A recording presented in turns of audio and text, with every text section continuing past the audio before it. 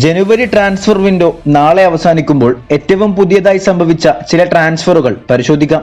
നിലവിൽ ഫിനാൻഷ്യലി തകർന്നടിഞ്ഞ ഹൈദരാബാദ് എഫ്-സിയിൽ നിന്ന് ഓരോ ദിവസം കഴിയുന്തോറും നിരവധി താരങ്ങൾ ക്ലബ്ബ് വിടുമ്പോൾ ലേറ്റസ്റ്റായി ചെങ്ലൻ സന സിംഗ്, നിഖിൽ പൂജാരി, ഹിതേഷ് ശർമ്മ, നിംദോർജി എന്നീ താരങ്ങളാണ് ടീം വിട്ടത്.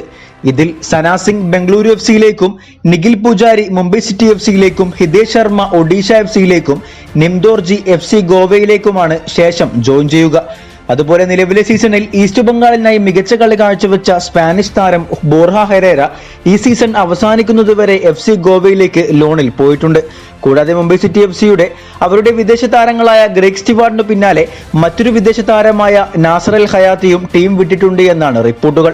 കൂടെ തന്നെ റോസ്റ്റിൻ ഗ്രിഫിത്സും ടീം വിടുമെന്നാണ് അറിയാൻ കഴിയുന്നത്. ഇനി ബ്ലാസ്റ്റേഴ്സിന്റെ ലേറ്റസ്റ്റ് ട്രാൻസ്ഫർ നീക്കങ്ങളിൽ പെപ്രയ്ക്ക് പകരക്കാരനായി ജസ്റ്റിൻ തിരികെ എത്തിയതായി ബ്ലാസ്റ്റേഴ്സ് ഒഫീഷ്യലാക്കി കഴിഞ്ഞു. കൂടാതെ ലേറ്റസ്റ്റ് റിപ്പോർട്ടുകൾ പ്രകാരം ബ്ലാസ്റ്റേഴ്സിൽ നിന്നും 2 താരങ്ങൾ ടീം വിടൽ ഉറപ്പായി കഴിഞ്ഞു. ബ്രൈസ് മിറാണ്ടയെയും വിദ്യാസാഗർ സിംഗിനെയും പഞ്ചാബ് എഫ്-സിക്ക് ബ്ലാസ്റ്റേഴ്സ് ട്രാൻസ്ഫർ നടത്തിയതായാണ് വരുന്ന റിപ്പോർട്ടുകൾ. ഈ 2 ട്രാൻസ്ഫറിൽ നിന്നും മികച്ച ഫീ ബ്ലാസ്റ്റേഴ്സിന് സ്വന്തമാക്കാനായെന്നും റിപ്പോർട്ടിൽ പറയുന്നു. കൂടെ തന്നെ ഹോർമിബാമിനും നിരവധി ഓഫറുകൾ വരുന്നുണ്ടെങ്കിലും ഈ സീസൺ അവസാനം വരെ താരം ബ്ലാസ്റ്റേഴ്സിൽ ഉണ്ടാകും. ശേഷമായിരിക്കും മറ്റു ഓഫറുകൾ പരിഗണിക്കുക.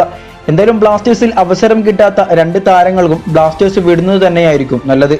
മികച്ച ഭാവി തന്നെ 2 താരങ്ങൾക്കും പഞ്ചാബ് എഫ്-സിയിൽ ഉണ്ടാകട്ടെ എന്ന് ആശംസിക്കാം. വീഡിയോയുടെ അവസാനിക്കുന്നു. കൂടുതൽ കേരള ബ്ലാസ്റ്റേഴ്സ് ISL വാർത്തകളുമായി അടുത്ത വീഡിയോയിൽ കാണാം.